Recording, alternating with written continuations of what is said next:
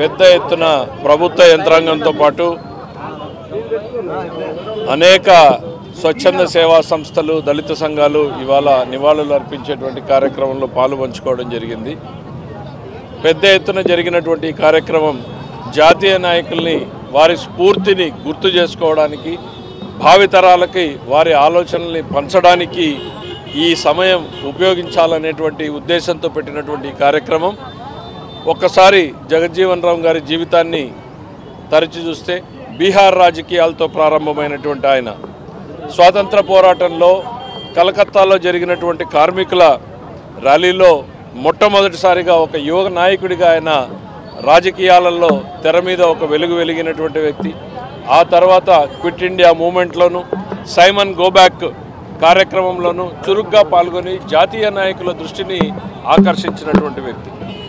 రాజకీయాలలో స్వాతంత్రానంతరం తొలి క్యాబినెట్ నుంచి ఆయన రాజకీయాల్లో ఉన్నంతకాలం కూడా మంత్రిగానే పనిచేస్తూ ఉన్నటువంటి వ్యక్తి.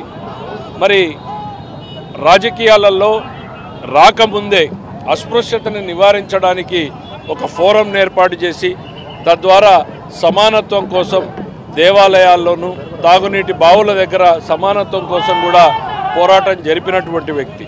వాళ్ళందరి పోరాటాల ఫలితంగానే ఇవాళ సమాజం ఈ రకమైనటువంటి మార్పుల్ని పొందగలిగింది అనేటువంటిది వాళ్ళందరి సేవల్ని గుర్తు చేసుకోవాల్సినటువంటి తరుణం ఇది.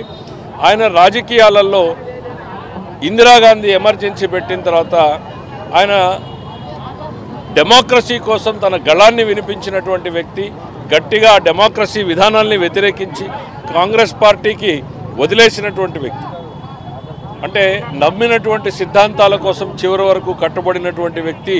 మనం అందరం కూడా ఈరోజు గుర్తుంచుకోవాలని తెలియజేసుకుంటూ మరొక్కసారి ఘనంగా నివాళులర్పించడంలో జిల్లాలో ఆయన స్ఫూర్తితో, ఆయన ఆదర్శంతో వచ్చినటువంటి వివిధ ప్రభుత్వ పథకాల అమలులో అనంతపురం జిల్లా ముందు ఉందని తెలియచేయడం జరుగుతూ ఉంది. ఇప్పుడు సోషల్ వెల్ఫేర్ డిపార్ట్మెంట్ నుంచి అన్ని పథకాలు కూడా యాక్టివేట్ అయినాయి. అలాగే వివిధ పథకాల్లో వెల్ఫేర్ స్కీమ్స్, లోన్స్ కూడా శాంక్షన్ అయింది. రాబోయే జ్యోతిబా పులే గారి దాంట్లో కూడా దాన్ని గ్రౌండ్ చేయడం జరుగుతుంది. అన్ని ప్రభుత్వ పథకాల్లో ఎస్సీ, ఎస్టీలు మరియు బలహీన వర్గాలందరూ కూడా మేలు చేసే దాంట్లో ప్రభుత్వం చిత్తశుద్ధితో ఉంది అని అందరికీ